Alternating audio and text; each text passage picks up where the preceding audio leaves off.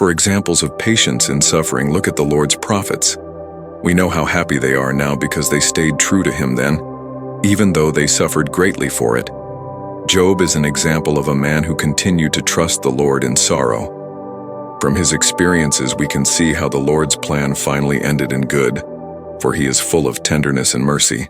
There was a man in the land of Uz whose name was Job, and that man was blameless and upright, one who feared God and turned away from evil. There were born to him 7 sons and 3 daughters. He possessed 7,000 sheep, 3,000 camels, 500 yoke of oxen, and 500 female donkeys, and very many servants, so that this man was the greatest of all the people of the East. His sons used to go and hold a feast in the house of each one on his day, and they would send and invite their 3 sisters to eat and drink with them. And when the days of the feast had run their course, Job would send and consecrate them, and he would rise early in the morning and offer burnt offerings according to the number of them all. For Job said, "It may be that my children have sinned and cursed God in their hearts." Thus Job did continually. Now there was a day when the sons of God came to present themselves before the Lord, and Satan also came among them. The Lord said to Satan, "From where have you come?" Satan answered the Lord and said, "From going to and fro on the earth, and from walking up and down on it."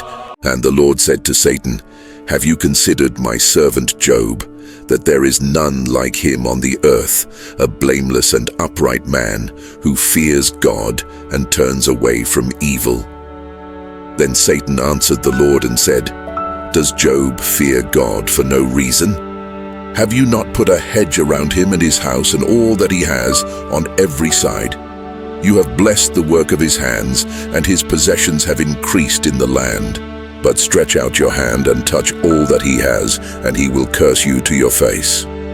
And the Lord said to Satan, "Behold, all that he has is in your hand. Only against him do not stretch out your hand." So Satan went out from the presence of the Lord. Now there was a day when his sons and daughters were eating and drinking wine in their oldest brother's house, and there came a messenger to Job and said, "The oxen were plowing, and the donkeys feeding beside them, and the Sabaeans fell upon them and took them and struck down the servants with the edge of the sword. And I alone have escaped to tell you." While he was yet speaking, there came another and said, "The fire of God fell from heaven and burned up the sheep and the servants and consumed them, and I alone have escaped to tell you." While he was yet speaking, there came another and said, "The Chaldeans formed 3 groups and made a raid on the camels, and took them and struck down the servants with the edge of the sword, and I alone have escaped to tell you."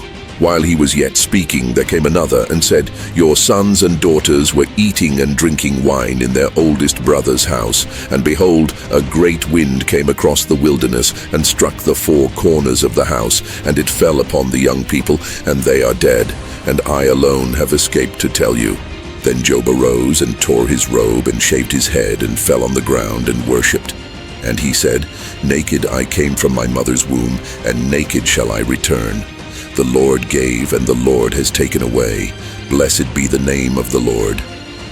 In all this, Job did not sin nor charge God with wrong.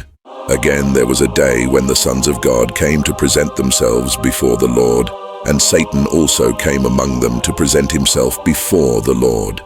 And the Lord said to Satan, "From where have you come?" Satan answered the Lord and said, "From going to and fro on the earth, and from walking up and down on it." And the Lord said to Satan, "Have you considered my servant Job, that there is none like him on the earth, a blameless and upright man, who fears God and turns away from evil? He still holds fast his integrity, although you incited me against him to destroy him without reason." Then Satan answered the Lord and said, "Skin for skin, all that a man has he will give for his life. But stretch out your hand and touch his bone and his flesh, and he will curse you to your face." And the Lord said to Satan, "Behold, he is in your hand, only spare his life." So Satan went out from the presence of the Lord and struck Job with loathsome sores from the sole of his foot to the crown of his head. And he took a piece of broken pottery with which to scrape himself while he sat in the ashes. Then his wife said to him, "Do you still hold fast your integrity? Curse God and die." But he said to her, "You speak as one of the foolish women would speak. Shall we receive good from God, and shall we not receive evil?" In all this, Job did not sin with his lips. To make a long story shorter, we will jump to around about Job chapter 42 verse 7. I wish I were never born. Let us encourage you. We know God.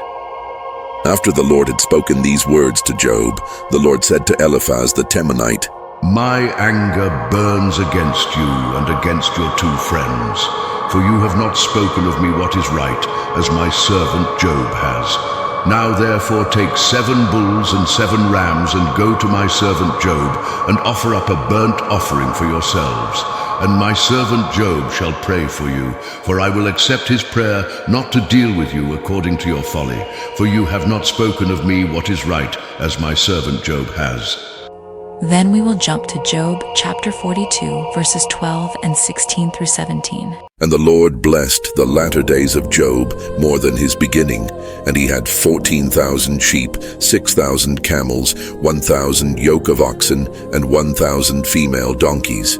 He had also 7 sons and 3 daughters. Job lived 140 years after that, living to see his grandchildren and great-grandchildren too.